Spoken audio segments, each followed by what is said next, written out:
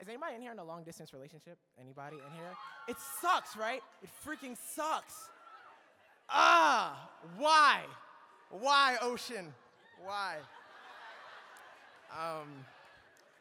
So it really stinks. So this poem is, whatever. So it's for you, Sarah, if you're watching. Well, you're watching our live stream, so. Surprise, I wrote this in your dining room. Okay.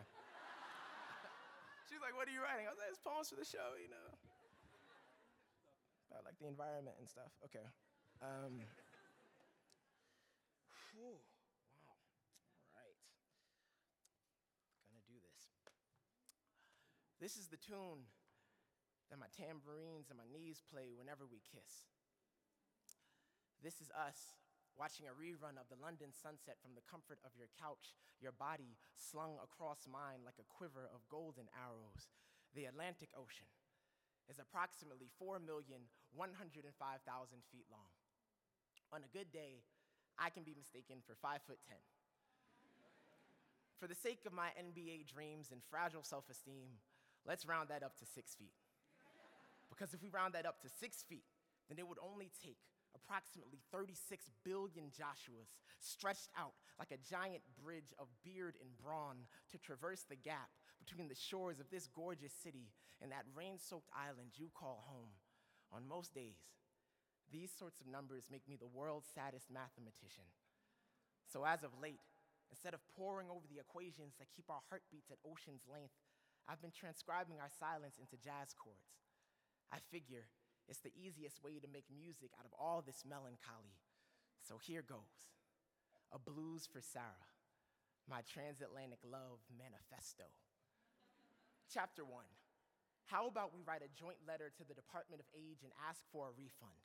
All of those hours on Skype rebated into our skins, the tear marks on your cheek evaporated into food for the archive. I know that our physicist friends will tell us otherwise. We'll say that according to modern science, what we want is impossible, with no jetpacks or time machines to boomerang our molecules back and forth across the sea.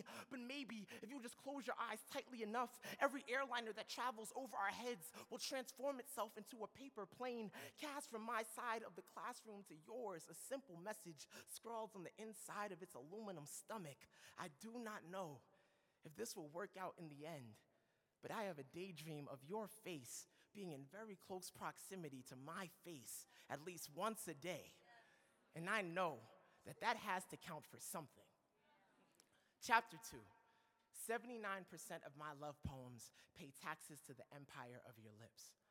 Which explains why on nights like this, I find myself dreaming of airports, of your black overcoat dancing like a smoke signal through the arrivals gate at JFK as I hand you a bouquet of azaleas and Joni Mitchell's Blue album on vinyl. I could drink a case of you and still be on my feet, she says. And I cannot help but agree. Chapter 3. There are no manuals for this. No French philosophers to postulate that perhaps love is a war on geography, or that global warming is just the sun's willingness to meet us halfway, blurring the seasons together so that it doesn't seem like we've been apart for all that long. Summer and autumn, just two love-struck runaway trains colliding into a constellation of technicolor sparks. Maybe this poem is an arc. Maybe our future selves are waltzing together inside of its mahogany skin, nothing but the muted whisper of raindrops to keep their rhythms aligned. Maybe wrinkles are just the ways that our bodies keep time. Maybe one day I will count the tally marks under your eyes and think it the most wondrous algorithm that has ever been graced by human hands. When we are old enough for that sort of arithmetic, I will be the world's happiest mathematician. I will say, I have been a prisoner of your love since before time began. Your electrons are synonymous with my electrons. You are the Garden of Eden my atoms were made for.